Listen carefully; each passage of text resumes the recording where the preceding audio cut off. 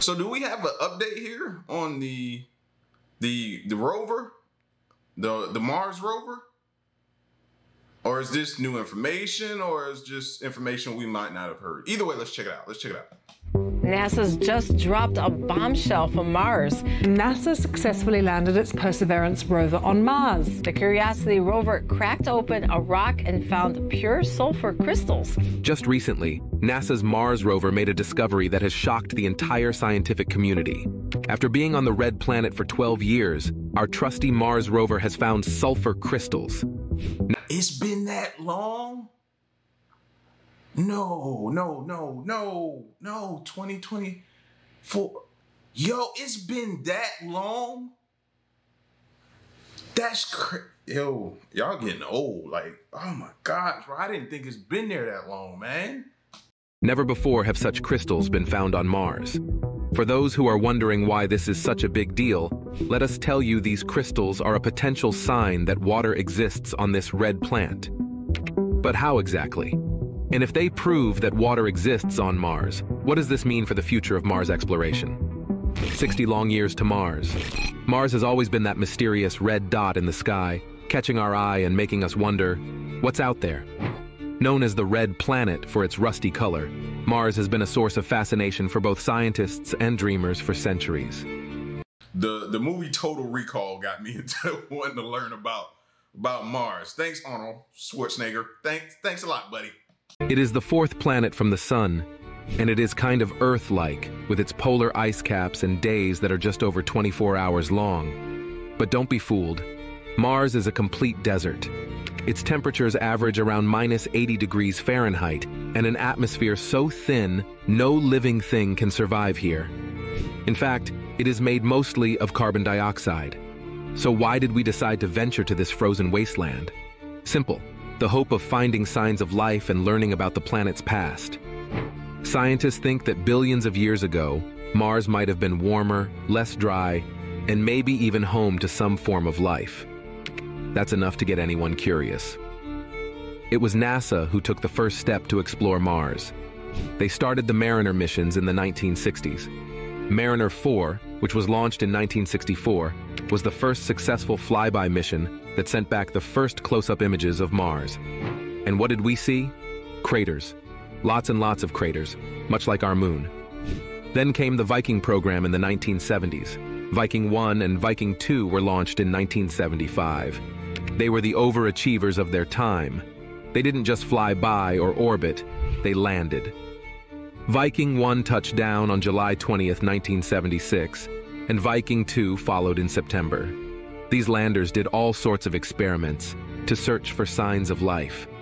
No little green men were found, but they did give us amazing images and tons of data about the Martian surface and atmosphere. They even did weather reports. Jumping to the 1990s, NASA got a bit more ambitious with the Mars Pathfinder mission in 1996. This mission was a 2-for-1 deal, a lander and a cute little rover named Sojourner. Pathfinder landed on July 4th, 1997, in an area called Ares Vallis, thought to have been shaped by ancient floods. Sojourner, roughly the size of a microwave, became the first rover to roam around on Mars. It was like a robotic tourist that snapped pictures and analyzed rocks and soil. This mission proved that rovers could be super effective for exploring planets. These early missions were just the start. Viking gave us our first long-term look at Mars, revealing its weather patterns, geology, and the slim chances of finding life as we know it. Pathfinder and Sojourner showed us that we could send rovers to explore and conduct science experiments on the Martian surface.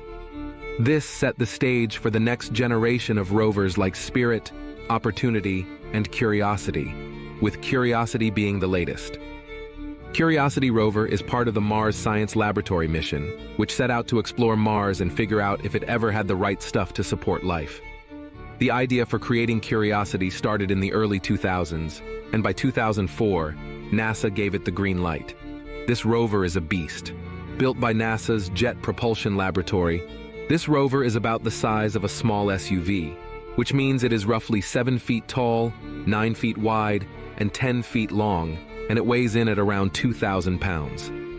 The rover has all sorts of... Hey, any video I've ever seen it looks so small, but when you put it in that perspective and you give the actual specs of it, you realize, no, fam, the pictures of it don't do it justice, bro. I want to see like an in-depth video of the rover before they send it out. If y'all got any links, send it to me, man, because that just intrigued me even more, knowing the actual true size of that thing, man. I thought it was just this little bitty, like little toy car, remote controlled car looking like thing. Gadgets, cameras, and a robotic arm that can do everything from drilling into rocks to scooping up soil. It is like the Swiss Army knife of rovers. Putting Curiosity together was no easy task. It took thousands of engineers and scientists working together to make sure it could handle Mars' brutal conditions. Never mind, I don't need a link. They just gave me exactly what I wanted. Never mind. One of its coolest features is the multi-mission radioisotope thermoelectric generator, which is a fancy way of saying it turns heat from radioactive decay into electricity. This lets Curiosity keep running day and night, rain or shine. Well, if there were rain on Mars, that is. Curiosity hitched a ride on an Atlas V rocket and blasted off on November 26, 2011, from Cape Canaveral, Florida. After an 8-month cruise through space, it made its dramatic landing on Mars on August 6, 2012. The landing was a nail-biter, known as the 7 minutes of terror. NASA used a sky crane to lower Curiosity gently to the surface. This had never been attempted before. In the end, it was a spectacular success. Curiosity landed in Gale Crater, which is a massive basin with a layered mountain in the middle called Mount Sharp. This spot was picked because those layers could hold secrets about Mars' past. Now, why exactly was Curiosity sent there? To explore the terrain, analyze rocks and soil, and hunt for clues that Mars might have once had the right conditions for life. But NASA was not done showing off. In 2020, they sent the Perseverance rover as part of the Mars 2020 mission. Perseverance was just like Curiosity, but a bit bigger, a bit heavier, and packed with even more advanced technology. Weighing about 2,260 pounds, Perseverance is also powered by an MMRTG, making it ready to roll day and night. Perseverance has a different set of instruments focused on searching for signs of ancient life and collecting rock and soil samples. It has a tool called Sherlock, which uses a UV laser to detect organic compounds and minerals. There is also RIMFAX, which is a ground-penetrating radar to look beneath the Martian surface. Perseverance is also equipped with a sample caching system, which helps it collect and store samples in metal tubes for a future mission to bring back to Earth. And then there is Ingenuity, the little helicopter that could. Tucked under Perseverance, Ingenuity is a tiny 4-pound chopper with 2 sets of rotors that spin in opposite directions to create lift. Its mission was to prove we can do powered flight on Mars. And yes, we did prove it. 3 years ago, on April 19, 2019, Ingenuity Mars helicopter flew for the first time and proved that we can have powered, controlled flight, even in the thinnest atmosphere of the Red Planet. After that first flight, it actually flew 72 times and collected tremendous data. It took its last flight in January this year and won't be flying again in the Martian air. But Curiosity and Perseverance are still exploring the Martian surface. Now jog your memory and remember what we told you we saw in the first pictures of Mars. Craters, yes. That's exactly what both these rovers are exploring these days. But what exactly did they find in these craters? The lost secrets. First of all, you need to know that when Perseverance landed on Mars, it actually landed into a crater. This crater was later named Jezero. Now, when Perseverance landed on Martian land, scientists were scratching their heads about what kind of rocks they would find on the Jezero crater floor. Some thought the crater floor might be ancient lava flows, while others believed the rocks were sedimentary, brought in by wind or water. So, what did Perseverance find? It discovered several types of igneous rock during its first year, including lava flows and rocks that formed from slowly cooling magma. Igneous rocks are great for telling us information about the history of their surroundings. They have crystals that can tell scientists when and how these rocks formed. Even cooler, These rocks showed evidence of interaction with water. This is a big deal because it means these rocks could have recorded conditions that were habitable for microbial life. That's why I always say when they show those craters, is it just me or it looks like an actual shot of the Grand Canyon and how it looks, and you could tell where the water level at one point was on the sides and different places of the Grand Canyon. That's what Mars reminds me of as well.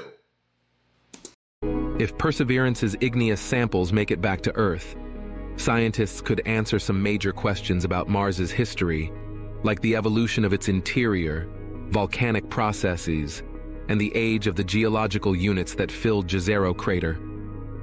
Another incredible thing found by Perseverance was ancient lake beds. At a spot called Wildcat Ridge, within Jezero's well-preserved sedimentary fan deposit, Perseverance hit the jackpot. It found evidence of an ancient lake environment. Not only were these sediments likely deposited in a standing body of water, but they also continued to interact with water long after they formed. This means that the environments recorded within the rocks at Wildcat Ridge would have been habitable for ancient microbial life. This type of rock is perfect for preserving possible signs of ancient life. Now, the plan is to bring these samples back to Earth for a detailed study. Scientists want to search for the presence of organic molecules and look for the chemical and textural signs of ancient life. Curiosity, not to be outdone, has also made some incredible discoveries. One of its big finds was in Gale Crater, where it landed. Curiosity discovered evidence of ancient water flows, including riverbeds and lake beds. These areas would have been perfect for life if it ever existed on Mars. Curiosity's instruments analyzed the rocks and found that Mars had the right conditions for life for millions of years. Curiosity also found a variety of organic molecules in the Martian soil.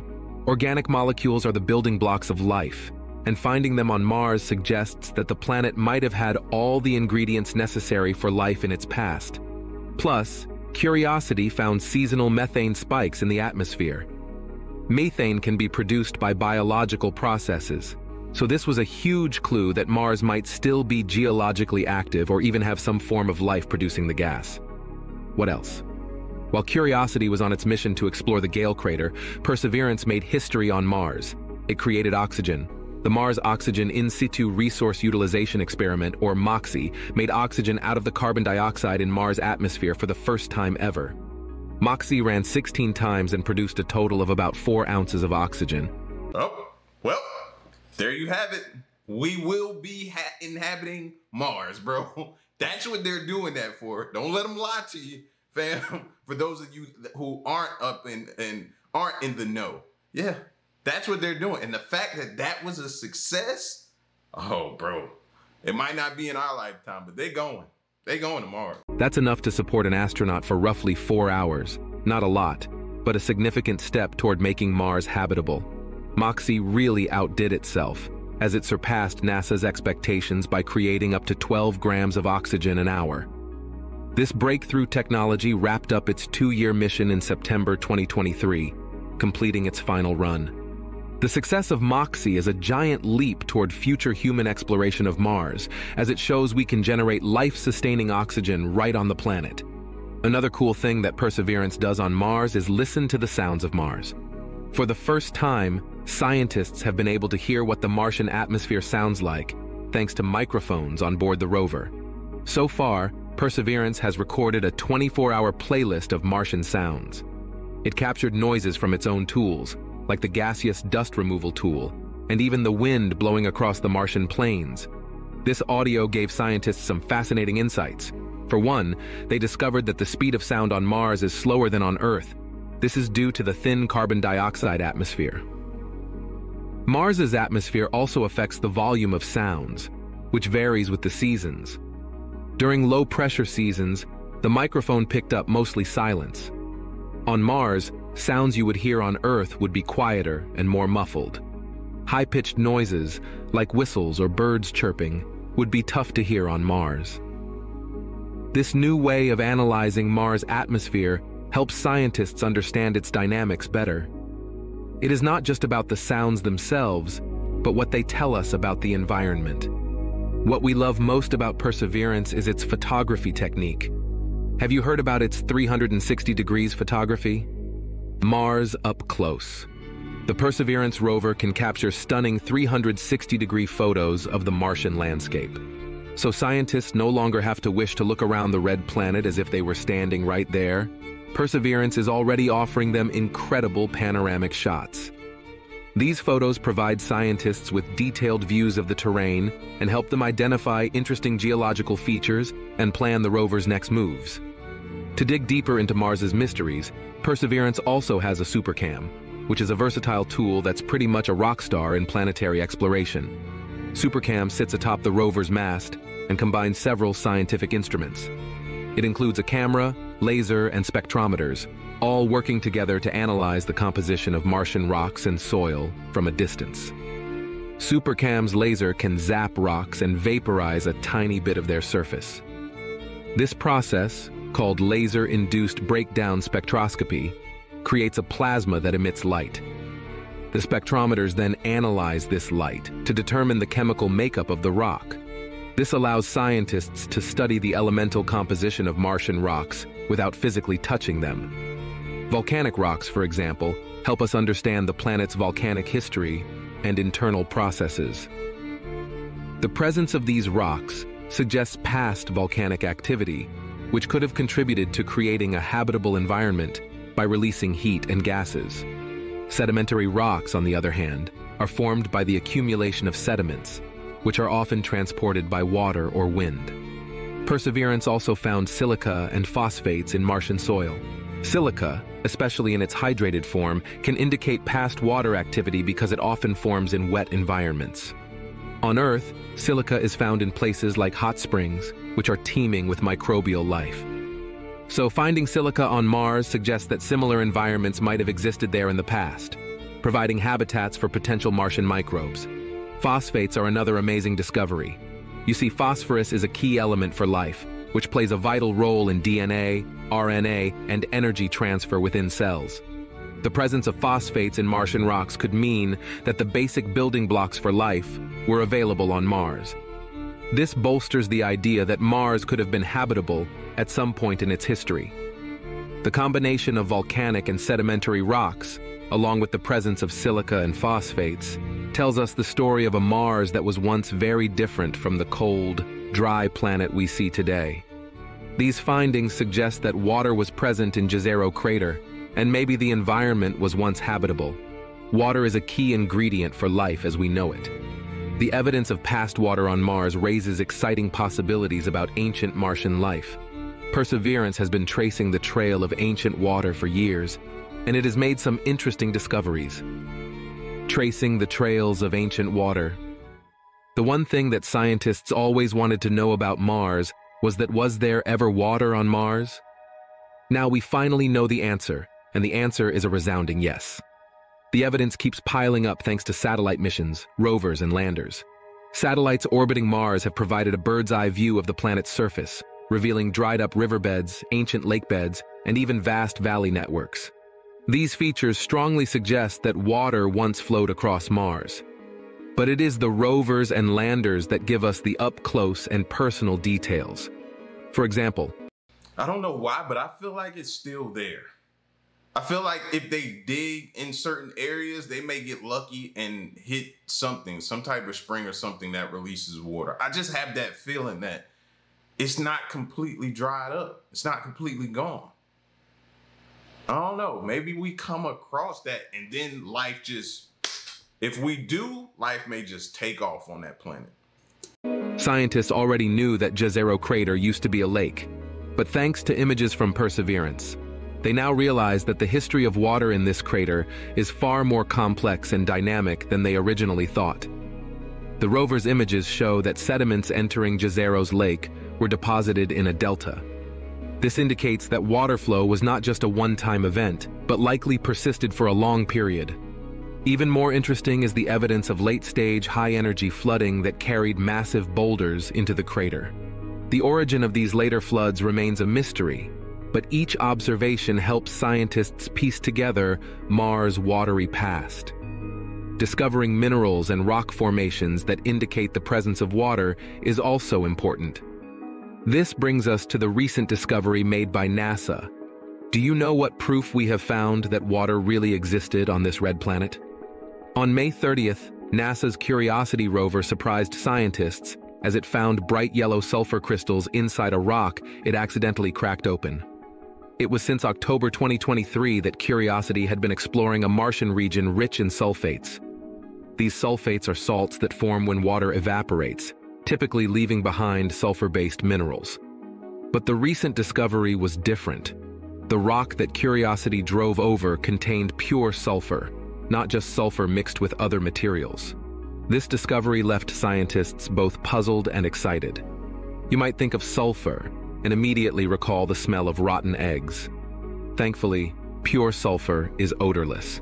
It forms under very specific conditions, none of which had been previously associated with this part of Mars.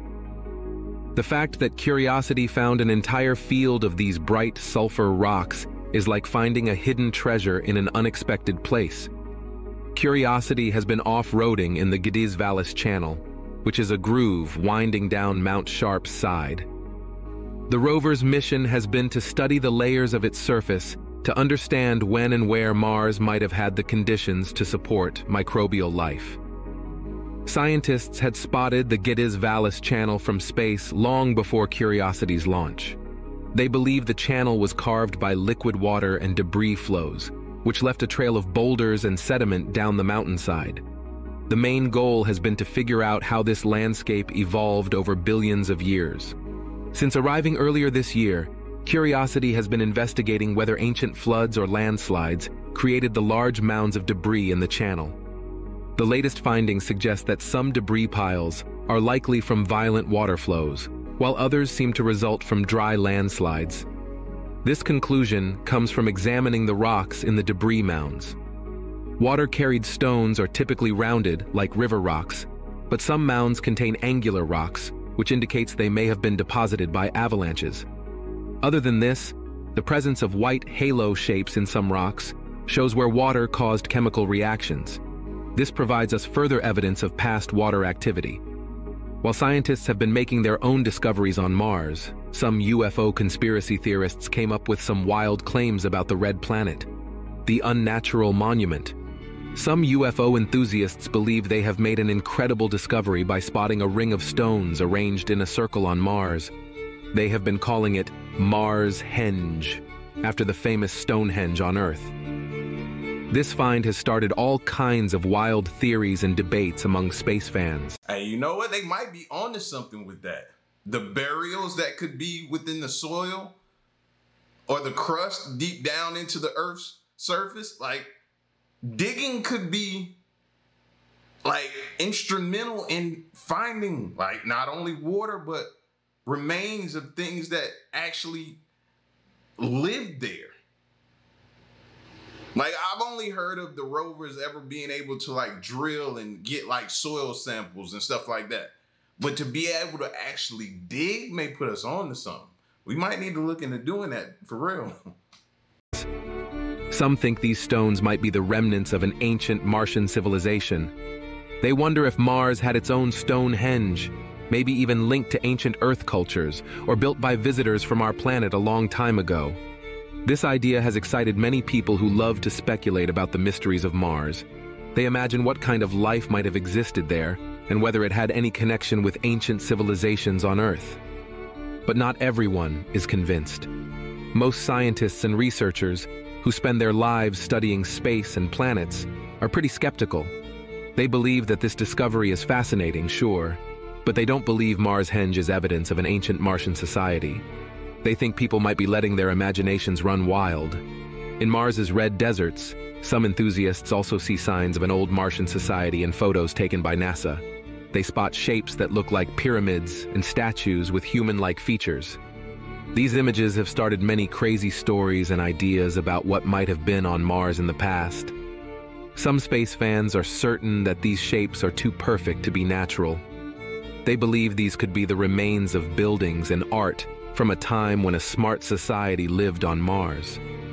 People who love these theories imagine Mars was not always a cold, empty place.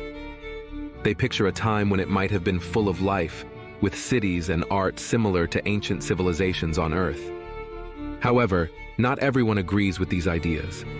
Scientists, who are experts on planets and life beyond Earth, look at the same pictures and see a different story. They explain that Mars has been shaped by wind, dust, and time. The shapes some think look like pyramids, or faces could have been made by natural processes like wind-blowing sand and rocks for millions of years.